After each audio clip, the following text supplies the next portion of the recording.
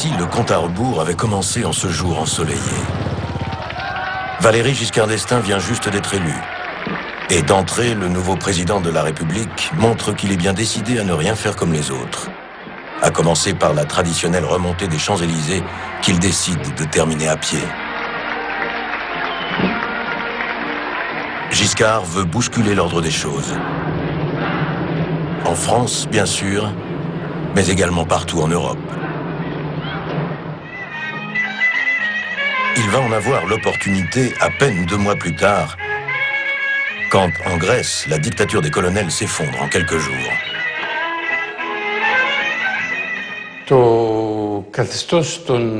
Le régime des colonels était une dictature autoritaire qui avait aboli toutes les libertés du peuple grec. La junte ne bénéficiait plus d'aucun soutien populaire et plus personne n'était derrière elle. Les colonels ont alors compris qu'il était temps de rendre le pouvoir aux hommes politiques et aux civils.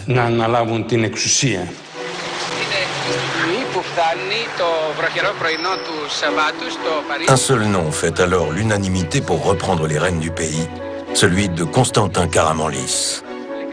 Depuis la confiscation du pouvoir par les colonels, ce démocrate grec vit en exil à Paris.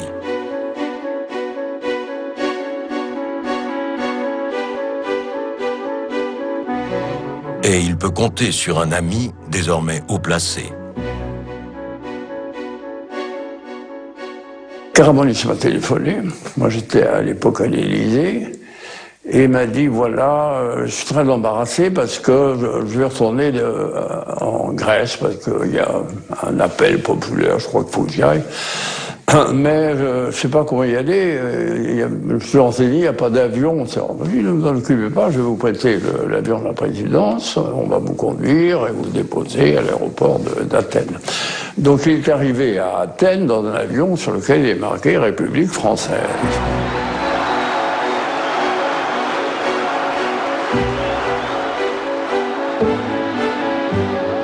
En quelques mois, Karamanlis parvient à rétablir la démocratie, là même où elle fut inventée 25 siècles plus tôt. Il s'attelle à la reconstruction de son pays, en soignant ses relations avec son ami français. Il m'a invité en visite officielle à Athènes et j'ai vu un spectacle qu'à mon avis personne ne reverra jamais. Η φράση αυτή του Πρωθυπουργού αφορούσε τον προσωπικό δεσμό του με τον κύριο Ζισκάρ ντ'Εστέν. Ο Γάλλος ηγέτης και ο Πρωθυπουργός της Ελλάδος.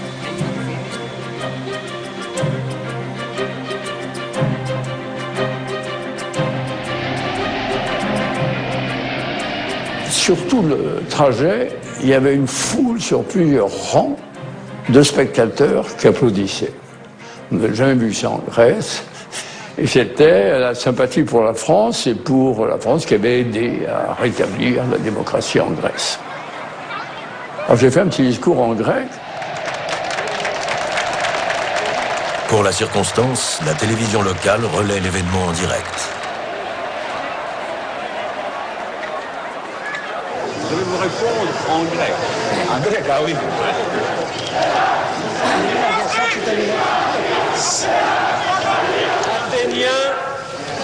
Athénienne. Kyrie Dimarchi. Athénei. Athénès. J'ai dit que je venais en Grèce comme élève, comme ami et comme partenaire. Istin Pauline San. Sas. Vous me comprenez?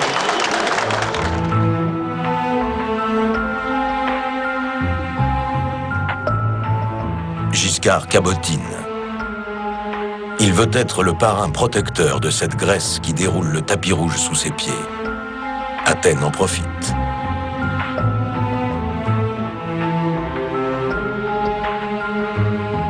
Giscard d'Estaing, on peut le dire aujourd'hui, n'a pas seulement été invité en Grèce afin d'être remercié pour son rôle dans le rétablissement de la démocratie. Karamanlis l'a fait venir aussi pour faire avancer l'entrée et au-delà l'adhésion de notre pays au sein de la communauté économique européenne. À l'époque, on appelle encore cela le marché commun. 9 pays réunis pour favoriser échanges commerciaux et politiques agricoles. La Grèce rêve de s'asseoir à la table de ces grands d'Europe, même si elle en est loin encore économiquement. Moi, j'étais allé en Grèce avant la prise de pouvoir par les colonels, et donc je connaissais un peu la vie politique grecque. Et j'avais vu d'ailleurs l'état de délabrement de la vie politique grecque avant les colonels. Enfin, c'était un désordre profond, un clientélisme visible. J'étais là au ministère des Finances, c'était mes collègues du ministère des Finances, et c'était un désordre indescriptible, des antichambres pleines de quémandeurs. Mais lors de sa visite présidentielle, Giscard semble avoir tout oublié du chaos administratif qui règne dans le pays. Il ne voit plus que la magie des temples antiques. Il est sous le charme. Karamanlis m'avait fait toute une espèce de petite démonstration. Il m'avait dit, mais votre langue, c'est du grec. Philosophie, c'est grec. Politique, c'est grec. Démagogie, c'est grec. Donc je me dis, ils ont leur place. Leur place, c'est en Europe, et donc il faut les accueillir.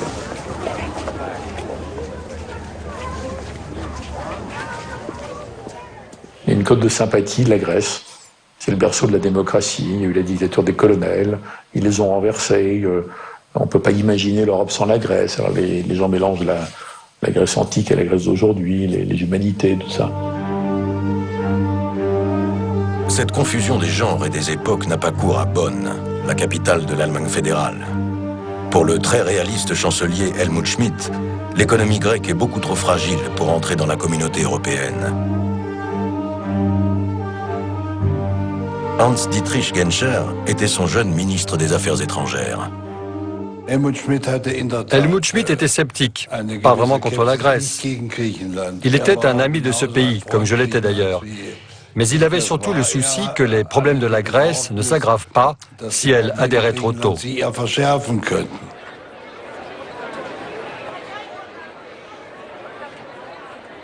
À l'époque, et c'est pareil aujourd'hui, sur toutes les grandes questions européennes, l'Allemagne cherchait toujours à être sur la même ligne que la France. Et sur la Grèce, l'axe franco-allemand est devenu un argument décisif pour convaincre tous ceux qui doutaient jusque-là en Allemagne fédérale. Bonn ne prendra donc pas le risque de se fâcher avec Paris sur la question grecque. Helmut Schmidt dit oui à Giscard et à la Grèce.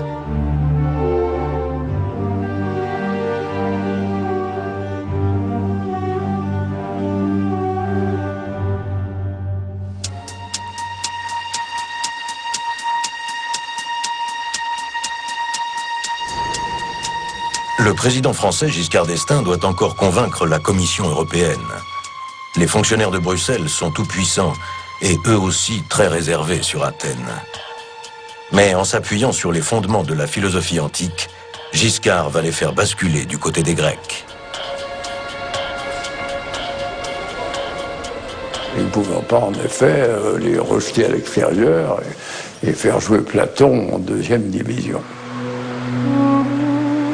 C'est là le coup de génie de Giscard, ériger le grand philosophe en passeport d'entrée dans la communauté européenne.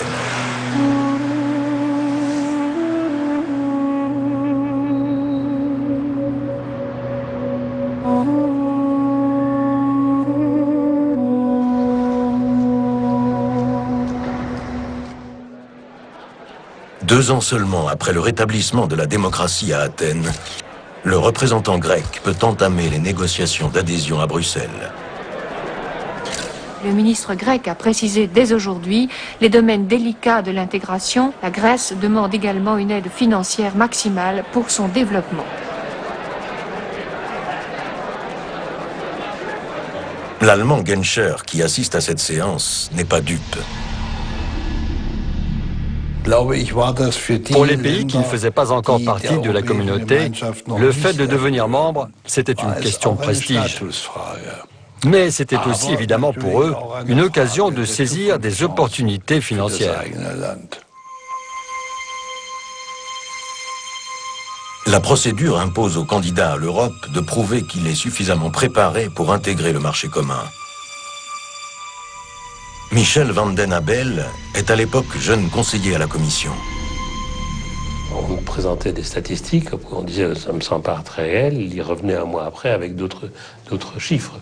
Donc c'était pas très sérieux. On a peut-être un peu mis la charrue devant les bœufs, on a peut-être été un peu trop rapide à accepter ce que nos amis et nos collègues grecs nous disaient. Donc on ne va pas infliger à la Grèce une sorte d'examen d'audit humiliant et pénible pour démontrer on ne sait pas quoi. Et de toute façon, on a envie qu'elle soit dedans parce que c'est dans le mouvement, quoi.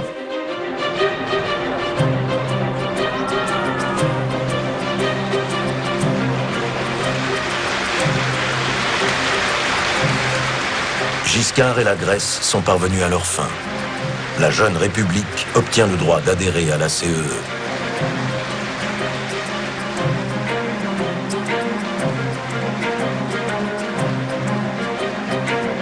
Le président français a pesé de tout son poids.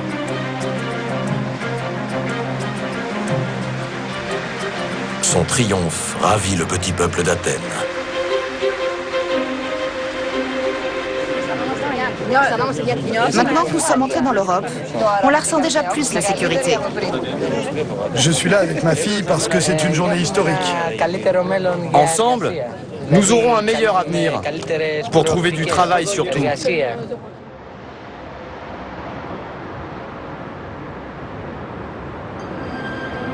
La Grèce peut enfin hisser son drapeau à Bruxelles. Même si tout le monde sait déjà qu'elle n'est pas un État membre tout à fait comme les autres. Il y avait, en fait, de l'aveu même des dirigeants grecs, un niveau de corruption tout de même incompatible avec, si j'ose dire, la moyenne européenne. La corruption était du genre « Viens, vote pour moi, pour 1 ou 2 mandats. Et moi, je donne à ton fils, à ta fille, à ton cousin, un poste de fonctionnaire. » N'oubliez pas que c'était un pays pauvre, qu'il n'y avait pas d'industrie.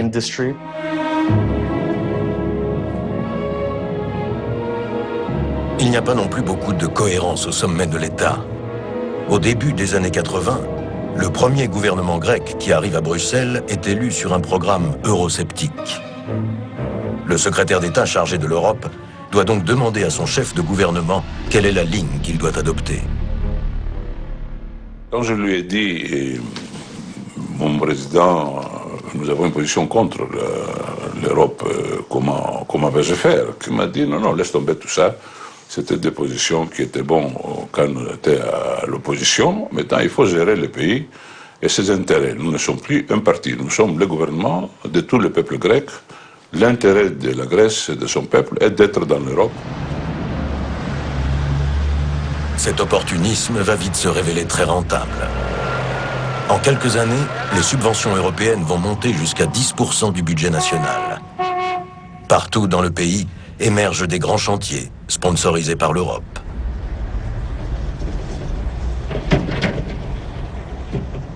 J'étais la première fois en Grèce en novembre 83.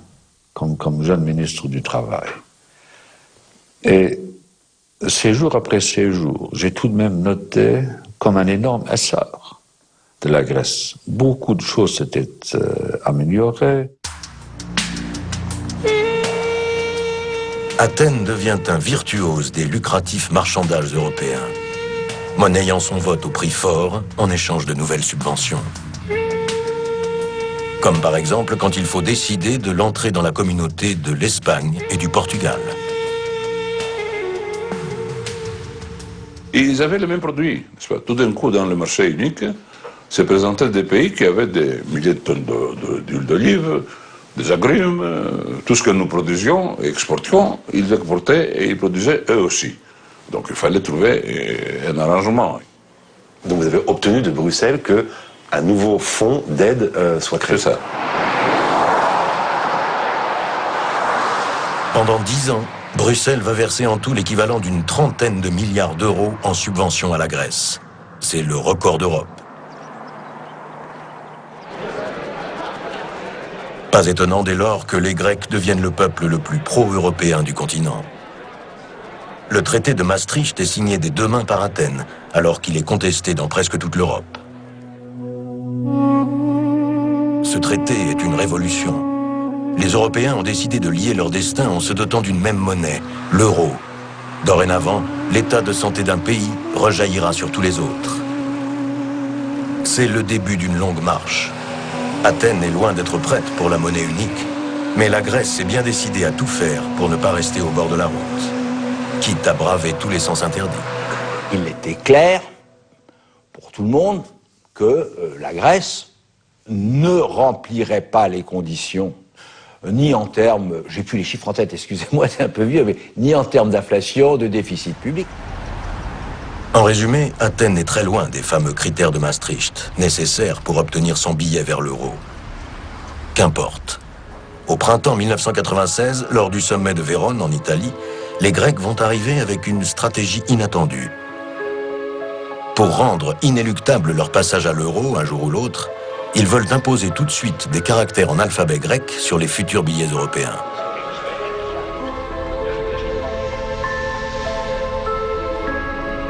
Le ministre grec des Finances est à la manœuvre. Je leur ai dit qu'effectivement c'était impossible de vendre l'euro à Athènes, aux paysans grecs ou aux gens des villes grecques qui seraient à même à utiliser l'euro sans qu'ils puissent comprendre ce qu'il est écrit sur les billets.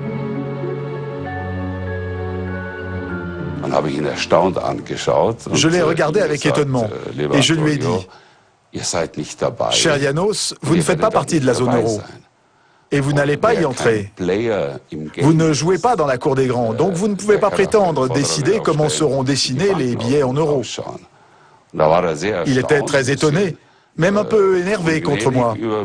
Alors c'est là où je lui dis que je parie de ce que vous voulez pour dire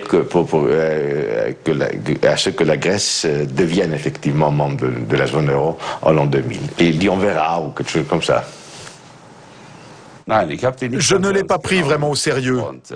Pour moi, c'était impossible d'imaginer que la Grèce, avec son économie, puisse entrer un jour dans la zone euro. Au sommet suivant, pourtant, les Grecs finissent par triompher. Grâce à la France, encore une fois. Chirac a dit, mais pas du tout, c'est un problème politique, il n'y a aucune raison de traiter de manière discriminatoire les Grecs. Après tout, c'est une des nations berceau de notre civilisation. Enfin, il a fait une très belle envolée et il a emporté le morceau. En volant au secours d'Athènes, Jacques Chirac n'a fait que suivre l'exemple de Valéry Giscard d'Estaing 20 ans plus tôt.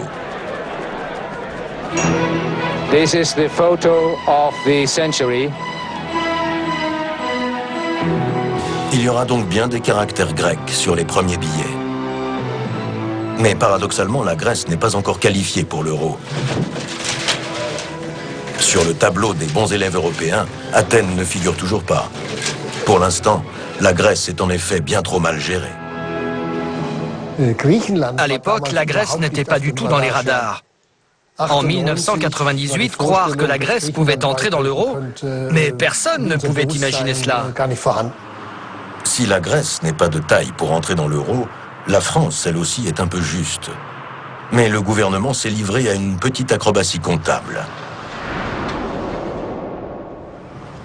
En mettant la main sur quelques milliards qui dorment dans les caisses de l'entreprise publique France Télécom, l'État a réussi à abaisser son déficit d'1 demi-point.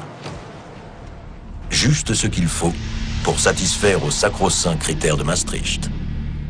Nous forcions un petit peu la serrure pour entrer dans la zone euro. Ce sont des pratiques qu'à titre personnel, je ne cautionne pas. Mais quand on est ministre, le pragmatisme finit par s'imposer. À Bruxelles et dans les autres grandes capitales européennes, l'astuce comptable à la française passe plutôt mal.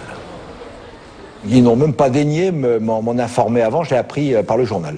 Et après, je me rappelle, quand j'ai vu ça, quand même, j'ai pris mon téléphone, j'ai appelé M. Arthuis, qui était ministre des Finances, en lui demandant quelques explications, quand même, compte tenu de l'émoi que ça crée. Je m'en souviens très bien. Une tempête dans un verre d'eau, en réalité. Car Bruxelles va finalement fermer les yeux sur les petits arrangements de la France. Un aveu de faiblesse qui donne des idées à l'autre bout du continent. Soudain, à Athènes, les critères de Maastricht ne semblent plus si difficiles à remplir. Comme par enchantement, tous les déficits grecs se mettent à se résorber. C'était un miracle, effectivement, parce qu'on a fait vraiment un sprint très impressionnant à la fin.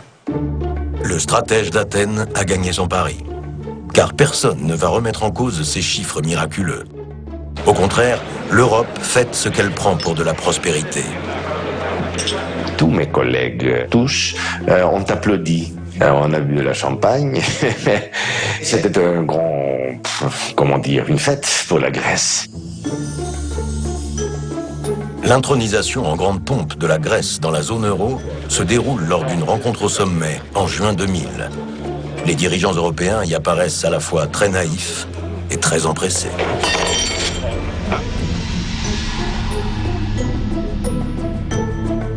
J'ai retrouvé le texte exact.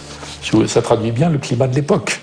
Le Conseil européen félicite la Grèce pour les résultats qu'elle a obtenus ces dernières années en matière de convergence, grâce à une politique économique et financière saine.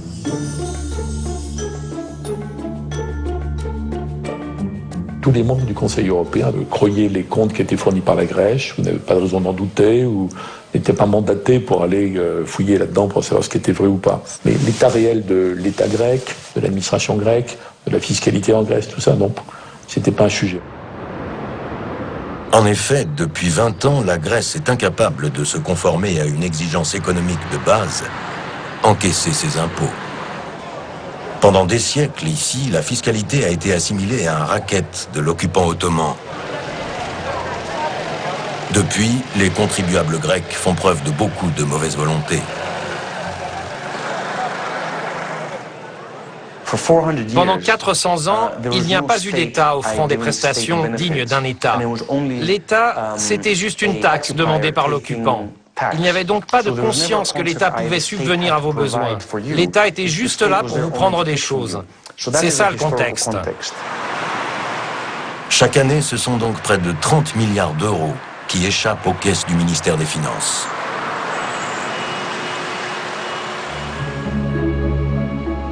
À Francfort, au siège de la Banque Centrale Européenne, on sait mieux qu'ailleurs qu'un État où l'on ne paye pas ses impôts est un État malade, en sursis. Objectivement, la Grèce n'était pas prête. D'abord, elle était trop endettée.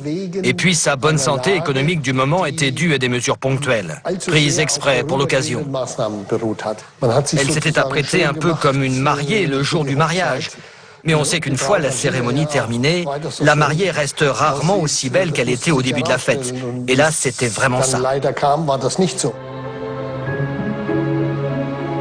Pourtant, à l'époque, la Banque Centrale Européenne ne s'est pas opposée à l'histoire en marche. Je ne sais pas s'il s'agit là d'un dysfonctionnement, mais la Banque Centrale, à aucun moment, ne nous a mis en garde d'une façon virulente. Vous ne pouviez pas dire ce que vous pensiez vraiment? Non. Non, ce sont aux politiques de décider. Et c'est très bien comme ça. La question est, à quel point la Banque Centrale Européenne aurait dû s'exprimer davantage publiquement? Aujourd'hui, je dirais que nous sommes allés jusqu'à la limite de ce qu'il était politiquement possible de faire à l'époque.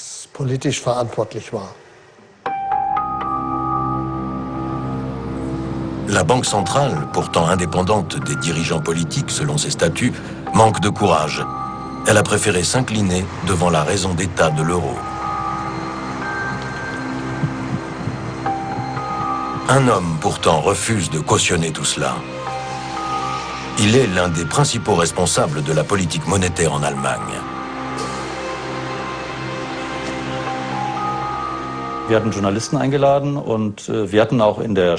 Dans une conférence de presse, j'ai dit aux journalistes qu'en tant que membre du conseil de la Bundesbank, je pensais que l'adhésion de la Grèce devait être différée une fois encore.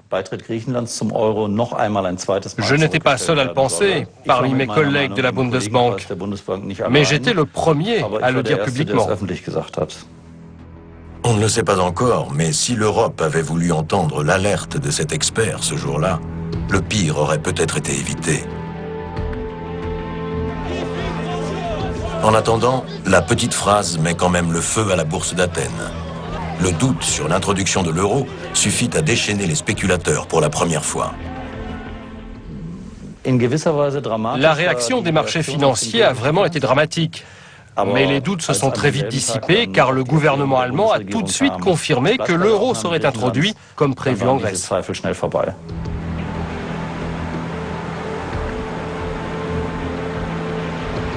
Le banquier est rappelé à l'ordre par la chancellerie à Berlin. Le gouvernement allemand refuse de stigmatiser son partenaire grec. Athènes aura bien sa place dans l'euro, quel qu'en soit le prix.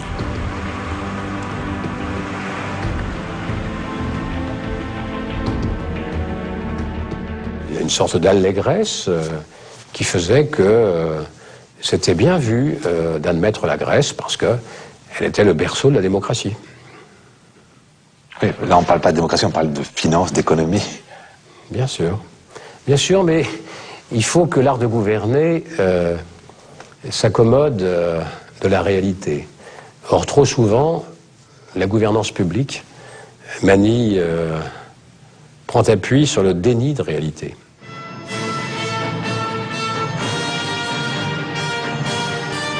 Finalement, la Grèce est bien au rendez-vous de la monnaie unique.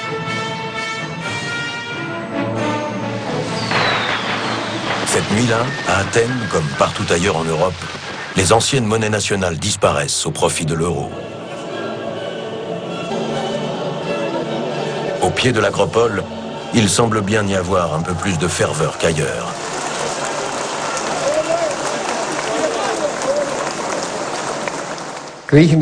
La Grèce a poussé un soupir de soulagement. Ils ont dit « Ouf, ça y est, on y est ».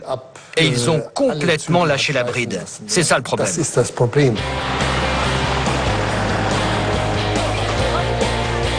Avec l'euro, une monnaie qui inspire confiance, les Grecs peuvent emprunter à tout va. Une vie à crédit, de l'argent facile. Athènes découvre à son tour les années fric.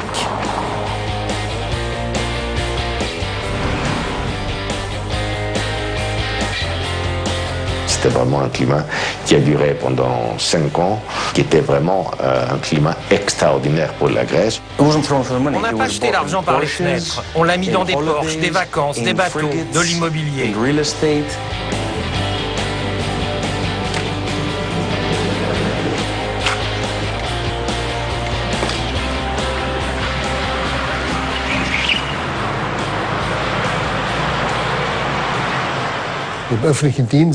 Dans la fonction publique, les salaires ont plus que doublé en 8 ans.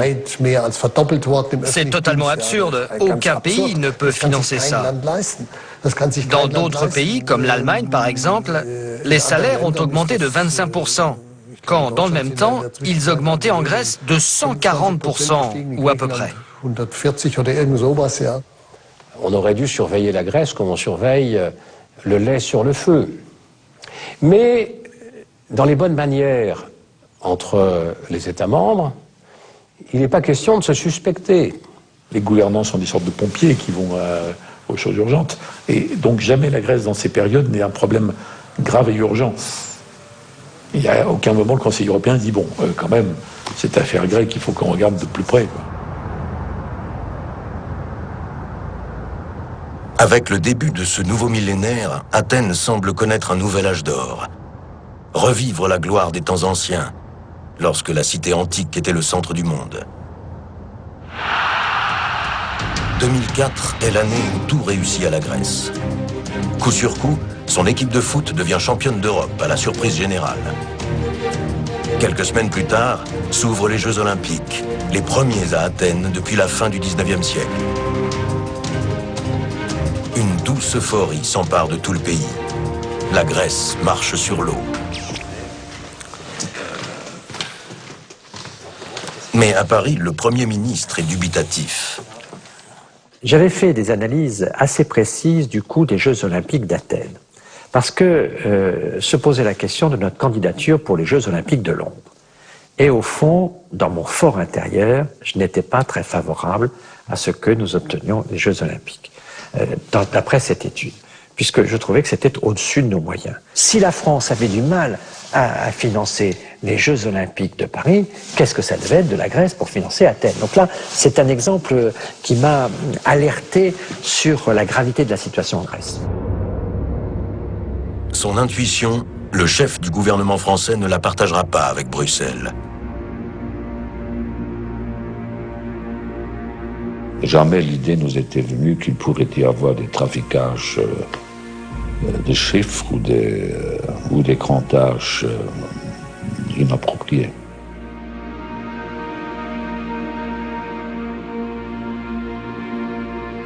Le réveil va être douloureux. Les Grecs qui ont organisé les Jeux Olympiques sont peut-être aussi champions d'Europe de la triche comptable. Pour pouvoir entrer dans l'euro, la Grèce avait maquillé ses comptes.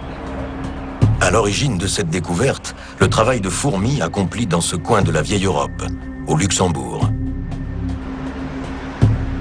Précisément à Eurostat, l'organisme qui contrôle tous les chiffres des pays de l'Union européenne. C'est au cours de l'année 2004 qu'on a commencé à voir qu'il y avait un petit problème. Et compte tenu de l'ampleur de ces petits problèmes s'additionnant à d'autres petits problèmes, ça devient un gros problème, on a décidé de faire une étude approfondie pour le cas grec.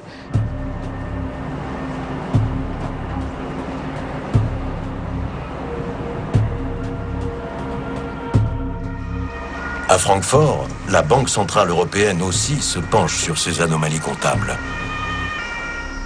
Il y avait des problèmes absolument monumentaux de dépenses militaires, parce qu'ils avaient fait des dépenses militaires énormes pour, soi-disant, résister aux Turcs. Il y avait d'énormes dépenses, notamment de sous-marins ou je sais pas quoi. La Grèce est le pays qui entretient le plus gros budget militaire en Europe. Mais sa méthode pour comptabiliser l'effort de guerre laisse à désirer. Des milliards d'euros n'apparaissent pas dans les comptes. Un tour de passe-passe qui n'a pas échappé au nouveau gouvernement qui vient de prendre le pouvoir à Athènes. Si par exemple on achetait 50 Mirage 2000 à la France, cette dépense était enregistrée dans notre budget seulement après que nous ayons fini de tout acheter. Donc on achetait les 45 premiers Mirages et la dépense n'apparaissait nulle part. Ce n'est que des années plus tard, après la livraison du dernier appareil, que la dépense était enregistrée dans notre budget. Entre bizarreries comptables et erreurs grossières, impossible de voir vraiment clair dans les comptes publics grecs. Quand Eurostat découvre une erreur, elle ne se demande pas si c'est une malversation ou si c'est juste une erreur technique. Non, quand Eurostat a reconnu une erreur, Eurostat fait rapport au Conseil, d'abord à la Commission, qui est l'autorité publique aussi au-dessus d'Eurostat, puisque Eurostat n'est qu'une direction générale de la Commission européenne. À Bruxelles, chacun se renvoie la balle. On se contente de rapporter à l'échelon supérieur ou à l'institution d'à côté. Une dilution de responsabilité qui a tendance à faire disparaître tous les problèmes.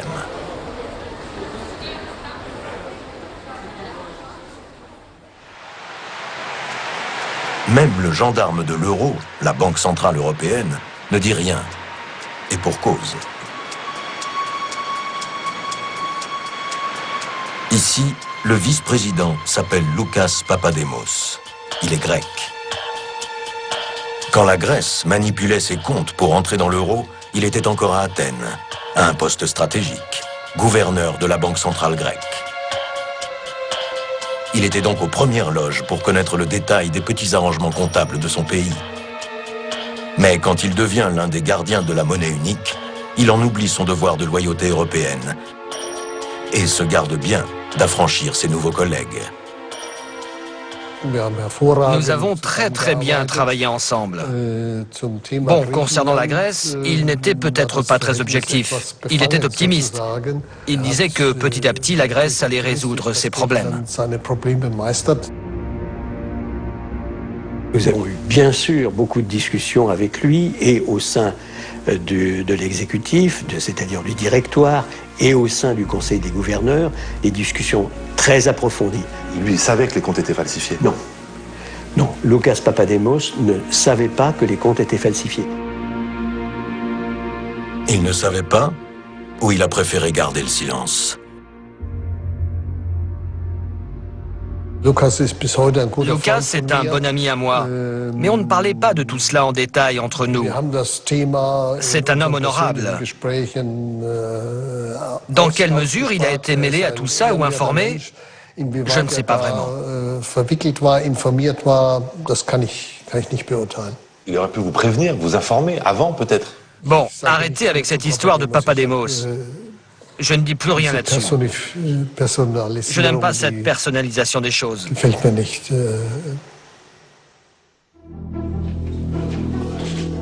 Au cœur de la machine européenne, l'homme le mieux informé sur les comptes truqués grecs n'a jamais été inquiété.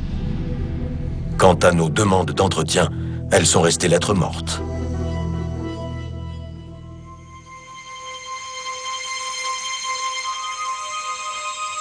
Des responsables européens qui se serrent les coudes, des services qui se renvoient la balle, personne en 2004 ne veut aller plus loin sur le trucage grec. Pas même les ministres des Finances européens réunis au sein de l'Eurogroupe, l'instance pourtant censée gérer toutes les complications liées à la monnaie unique. L'Eurogroupe, au fond, va permettre aux ministres des Finances de régler leurs petites affaires entre eux et de faire preuve d'une certaine complaisance mutuelle. Qu'est-ce que ça veut dire, la complaisance mutuelle? Ça veut dire qu'on va avoir de la compréhension pour ceux qui ne respectent pas leurs engagements. Et très vite, d'ailleurs, on s'aperçoit que la transgression va être à l'œuvre. À cette époque, en effet, les grands pays sont à nouveau loin d'être irréprochables. À commencer par la France. Et c'est Madame Alliot-Marie qui dit, mais au fond, les dépenses de défense nationale, est-ce que c'est vraiment de la dépense publique, quoi? Et comme ça ne suffit pas, Chirac dit, mais les dépenses de recherche-développement, est-ce que c'est à prendre en compte dans le déficit? C'est n'importe quoi. La France est au-delà des critères de Maastricht qu'elle avait déjà eu tant de mal à respecter 7 ans auparavant.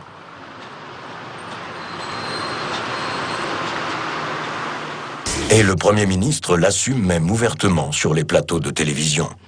Maastricht, c'est très important, mais l'emploi, c'est aussi très important. Et la croissance, c'est aussi très important. Moi, mon premier devoir, c'est pas d'aller rendre des équations comptables et de faire des problèmes de mathématiques pour que tel ou tel bureau dans tel ou tel pays soit satisfait. Malgré son lourd déficit, la France refuse même d'être sanctionnée par l'Europe.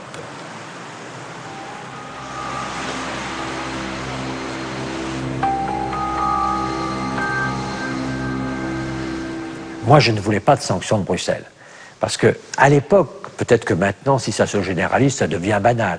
Mais à l'époque, c'eût été infamant pour la France que d'être sanctionnée. Donc, je ne voulais pas de sanctions de Bruxelles. L'esprit du pacte avait été démoli. Parce que les grands pays refusant qu'il s'applique à eux-mêmes en avaient démoli l'esprit. J'ai beaucoup de collègues qui sont venus me voir en me disant « On voit bien que les règles, c'est bon pour les petits, mais les grands, eux, ils font ce qu'ils veulent. » Les grands pays se sont mis hors la loi. Difficile pour eux d'instruire alors un procès en sorcellerie budgétaire à la petite Grèce. Il n'y aura donc aucune suite à l'affaire des comptes grecs falsifiés de 2004.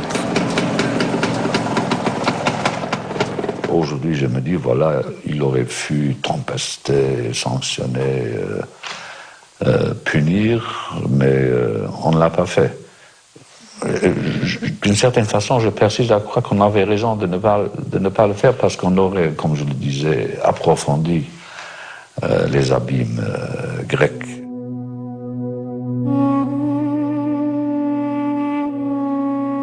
En cette fin d'année 2004, les dieux protègent encore la Grèce. Les fonctionnaires européens n'ont même pas remarqué qu'ils détenaient dans leurs propres archives les preuves des méthodes inquiétantes employées par Athènes.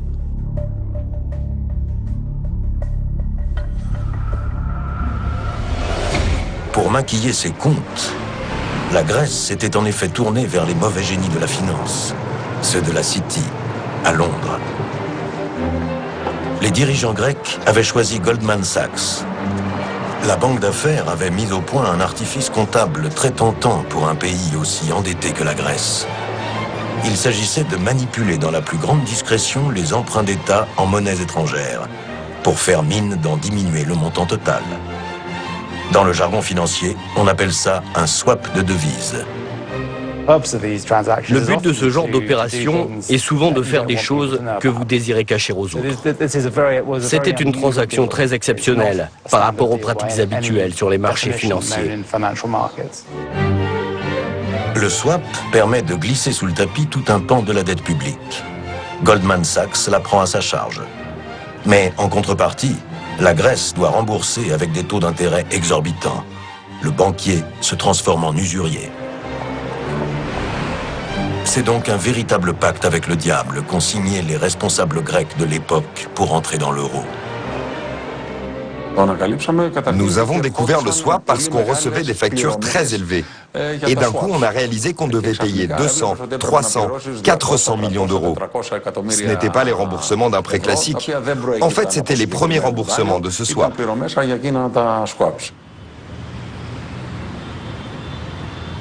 Prix du tour de passe-passe facturé par Goldman Sachs à l'État grec, 600 millions d'euros le montage de l'opération et 400 millions d'euros supplémentaires à rembourser chaque année, jusqu'en 2037.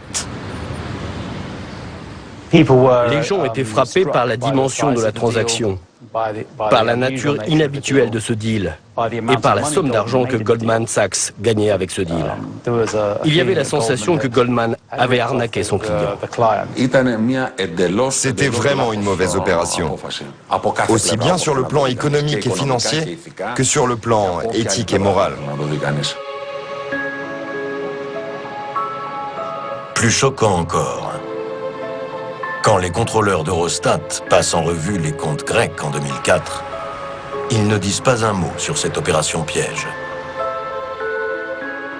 Eurostat ne connaissait pas l'existence de contrats de swap avec Goldman Sachs en Grèce. Nous n'en avions pas véritablement connaissance. Et moi, j'en avais pas connaissance à l'époque.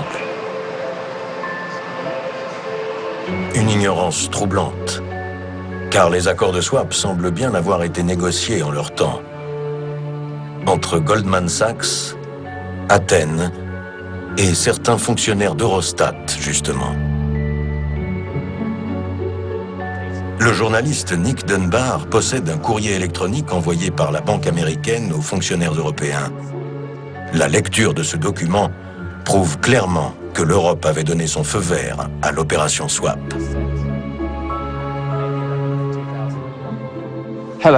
Bonjour, j'ai organisé la conférence téléphonique avec Eurostat. Les juristes ont été très contents de ce qu'ils ont appris. Nous avons eu essentiellement la confirmation de ce que nous savions déjà.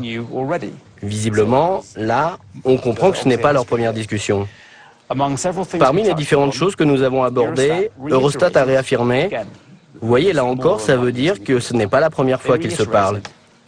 A réaffirmé donc que les contrats de swap sont légaux et que l'argent des swaps peut être utilisé pour diminuer le déficit et la dette.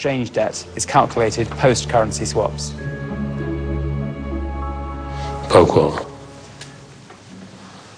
Je peux pas faire de commentaires, je suis pas au courant. Visiblement, c'est un document que vous n'avez pas, une information qu'on vous avait pas donnée. Je suis pas au courant. Pas au courant. Et si on ne me dit pas, comment voulez-vous que moi j'aille savoir ce qui s'est passé? Ignorance, incompétence, lâcheté. Seule certitude, en 2004, c'est bien l'Europe qui a fait naufrage. Sous le soleil grec, en revanche, rien ne change. C'est toujours la Dolce Vita. continuait à vivre qu'on avait appris à vivre en s'endettant. On bouclait les fins des mois et les fins des années, le déficit augmentait mais personne n'y prêtait attention, la dette augmentait mais personne n'y prêtait attention, c'était la vie normale comme on avait l'habitude de la vivre depuis des décennies. Bruxelles non plus ne change rien à ses habitudes. Année après année, l'Europe continue de verser à la Grèce 3 fois plus de subventions qu'ailleurs, en continuant de fermer les yeux.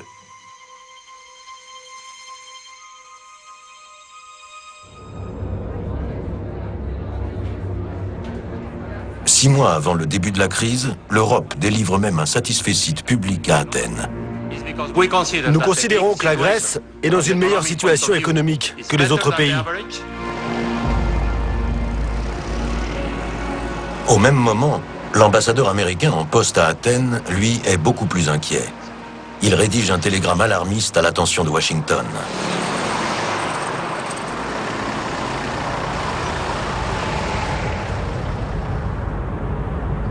Au lieu de se préparer pour le pire, le gouvernement grec semble tabler sur le meilleur, se préparer pour le meilleur et ignorer le reste.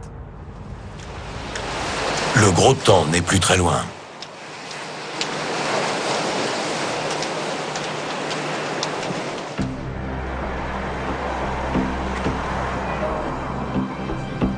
En cette fin d'après-midi à Luxembourg, une petite phrase va marquer le début de la crise.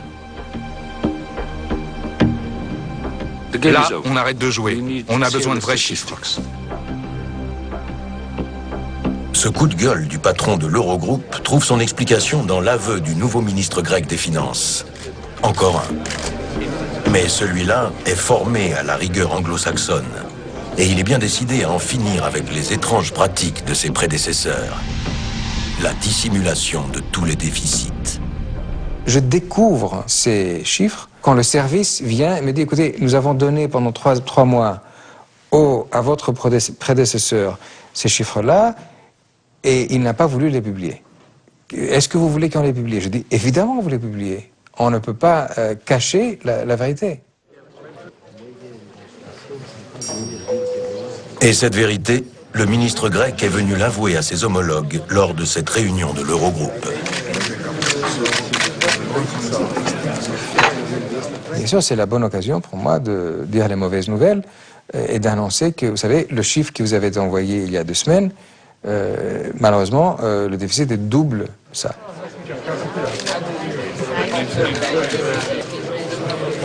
Le déficit officiel de 6% s'élevait en réalité à 13%. Des sommes colossales s'étaient volatilisées. Ça s'évapore. Les caisses étaient vides, la dette était énorme. Le déficit avait dépassé les bornes. C'est ça la réalité. Pour la Grèce, mentir n'était plus tenable.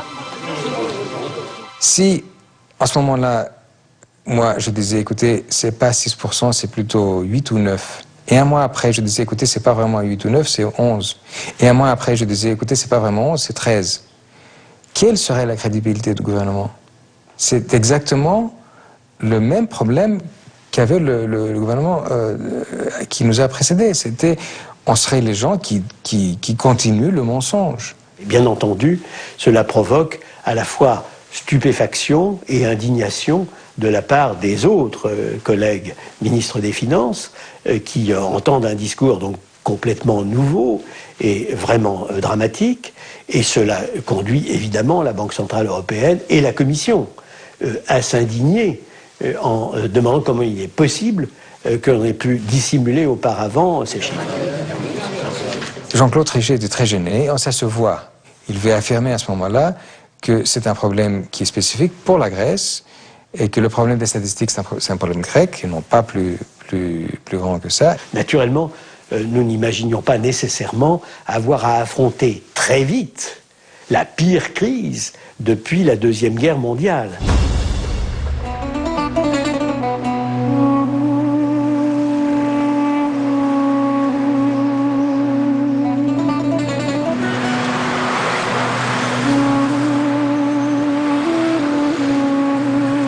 Sont tournés Vers la Grèce, la situation est très grave.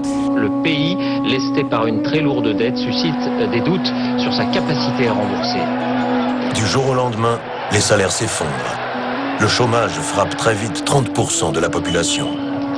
Le pays est en proie à une violence sans précédent. La récession s'installe, visible, palpable, brutale. C'est la Grèce tout entière qui est au bord de l'asphyxie. Au sommet de l'Europe, l'heure est aux révisions déchirantes. Comment a-t-on laissé la Grèce entrer dans la zone euro? Comment voulez-vous répondre à cette question? Clairement, l'hypothèse de travail à tort de la Commission et des gouvernements était le système étatique grec fonctionne convenablement. C'était une erreur. C'était à l'évidence une très grave erreur.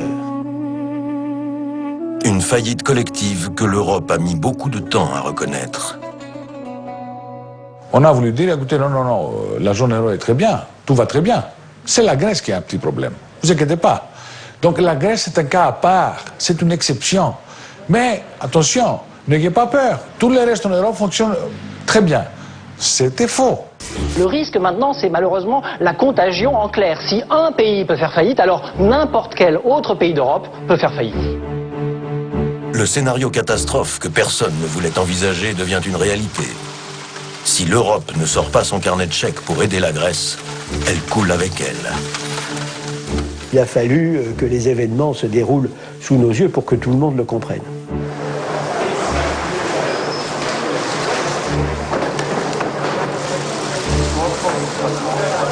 De plans de sauvetage en réunion de la dernière chance, l'Europe est depuis 2009 contrainte dans l'urgence d'inventer des solutions pour sauver le malade grec.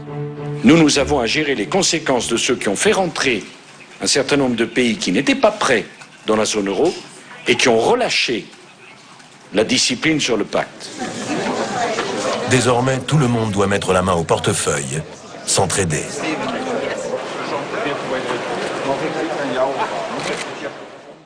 En 1996, 17, 18, quand je faisais l'euro, j'aurais jamais osé proposer mettre en place ces mécanismes de solidarité. On m'aurait fusillé au pied du back and peace, hein, parce que ça va pas. Il était hors de question que les États membres s'entendent pour se soutenir les uns les autres s'ils avaient un problème. Hors de question, je peux vous dire, à la fin des années 90, la question ne se posait même pas. On n'a même pas posé la question. L'idéalisme des débuts, celui qui avait encouragé le berceau de la civilisation à rejoindre la grande famille de l'euro les yeux fermés, ce romantisme-là coûtera cher. Une vague d'austérité sans précédent dans tous les pays d'Europe et 450 milliards, montant estimé des plans d'urgence pour sauver la Grèce. Le prix à payer pour ces 40 années de petites et grandes lâchetés au sommet de l'Europe.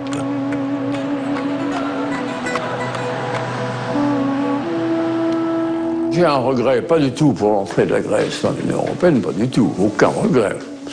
J'ai un regret pour l'adoption de l'euro par la Grèce. C'était pas simplement errare humano est, c'était aussi perseverare diabolicum. Si quelqu'un met du miel au doigt de quelqu'un, qui est le plus fautif? C'est lui qui met le miel au doigt ou c'est lui qui le mange? J'ai découvert, pendant ces longues années grecques, que oui, la Grèce est une grande nation, mais que c'est un faible État.